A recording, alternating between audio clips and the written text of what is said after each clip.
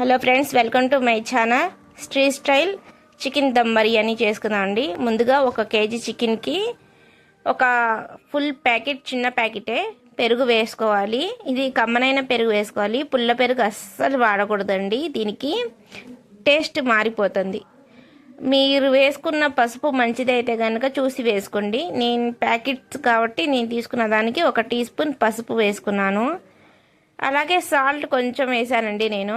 ఒకసారి కలుపుకొని చూసి తర్వాత అయినా వేసుకోవచ్చు. మనం ఒకేసారి వేస్తే ఉప్పుగా అయిపోతుంది.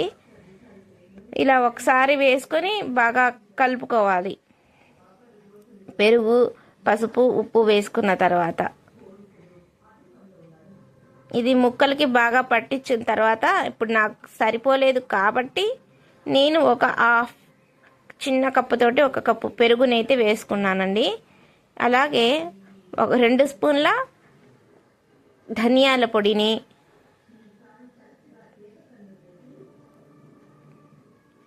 అలాగే 1 టీ స్పూన్ గరం మసాలాని,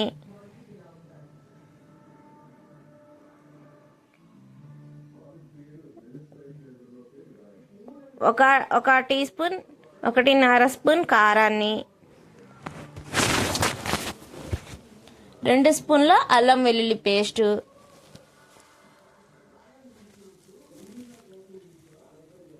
కొంచెం పుదీనా, కొంచెం కొత్తిమీర,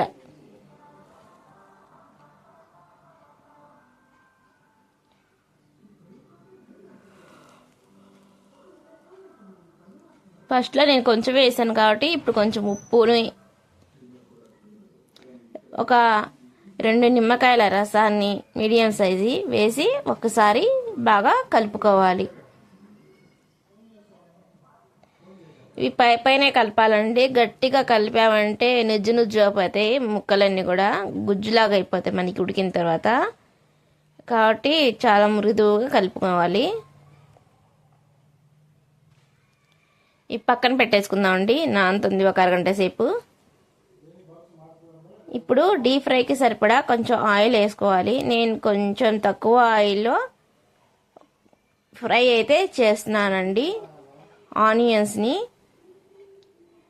3 మీడియం సైజు ఆనియన్స్ వేసుకున్నానండి. ఆయిల్ హీట్ అయిన తర్వాత ఇప్పుడు మనం ఆనియన్స్ అన్నిటిని కూడా కొంచెం కొంచెంగా ఫ్రై చేసి పక్కన పెట్టుకుందాము.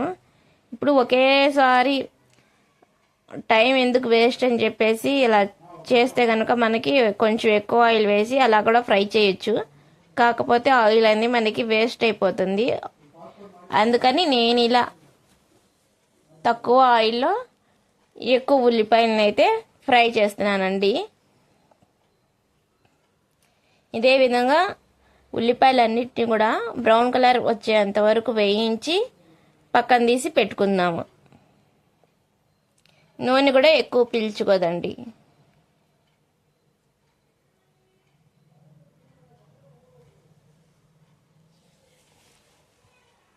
చాలండి. ఈ కలర్లోకి వస్తే మనకి గోల్డెన్ కలర్ వచ్చిన తర్వాత మనం ఒక ప్లేట్లోకి తీసి ఉల్లిపాయలన్నిటిని కూడా పక్కన పెట్టేసుకుందాం.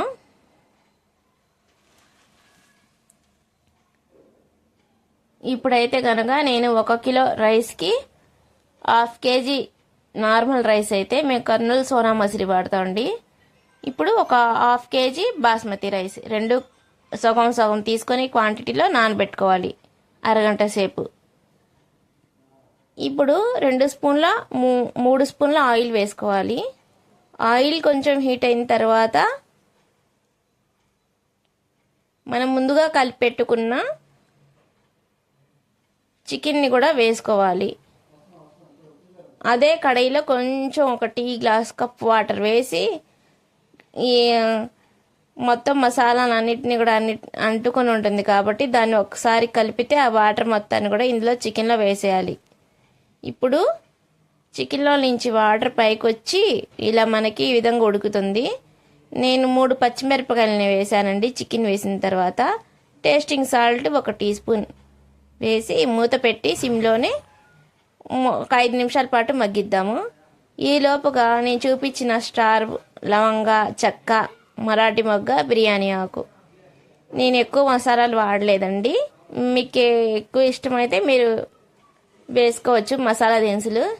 ముందుగా నేనైతే కనుక ఒక చిన్న తపాల పెట్టుకున్నానండి, గిన్నె దీక్ష పెట్టుకొని వాటర్ పోసి అందులో మసలనివ్వాలి. ఇది వెసరు వస్తున్నప్పుడు తగినంత ఉప్పు,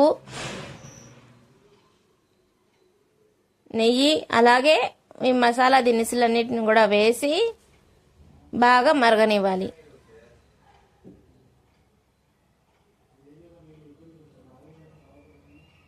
ఇప్పుడు ఇందులోనే ఉప్పు,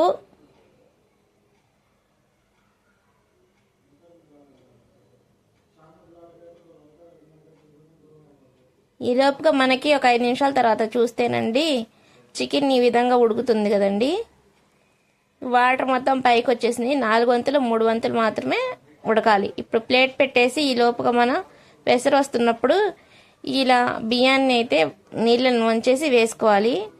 నాకు సరిపోలేదని చెప్పేసి వేరే దబ్రాలో ఈ వాటర్ మొత్తం వేసేసి బియ్యాన్ని కూడా వేసి ఇలా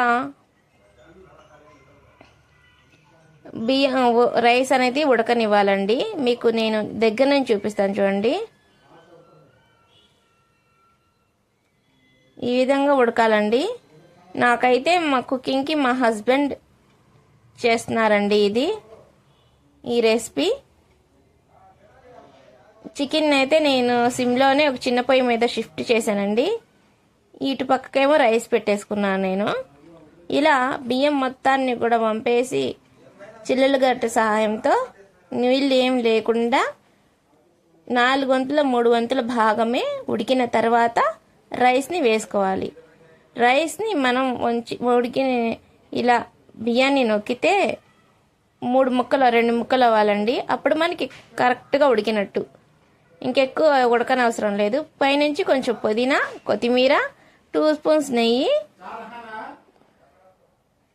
కొంచెం ఫుడ్ కలర్ కలిపి వేసానండి నేను, కలర్ఫుల్గా ఉంటుందని చెప్పేసి ఒక టీ గ్లాస్లో. ఇది ఆప్షన్ మాత్రమే. ఇప్పుడు దీన్ని తవా హీట్ అయిన తర్వాత పైన పెట్టేసి దీనిపైన కొంచెం ఫ్రై చేసిన ఆనియన్స్ కూడా వేసి మీడియం ఫుల్లోనే ఒక 5 నిమిషాలు ఉంచాలి. ఇలా మనకి మరొక 10 నిమిషాలేమో సిమ్లో ఉంచాలండి. ఇలా దమ్ చేసుకుంటే మనకి చికెన్ దమ్ బిర్యానీ అనేది రెడీ అండి. చూడండి, వాసన అయితే గుమగుమలాడిపోతుంది. చాలా టేస్టీగా ఉంది. మనకి స్ట్రీట్ స్టైల్లో ఇంట్లోనే మనం చాలా ఈజీగా చికెన్ దమ్ బిర్యానీ అయితే చేసుకోవచ్చండి. రైస్ మొత్తాన్ని అయితే ఒకేసారి కలపకూడదండి.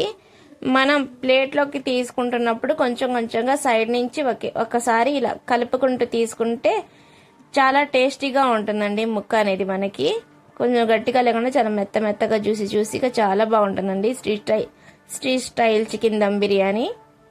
నా రెసిపీ కనుక మీకు నచ్చినట్లయితే లైక్ చేయండి, షేర్ చేయండి, సబ్స్క్రైబ్ చేసుకోండి ఫ్రెండ్స్. Thanks for watching.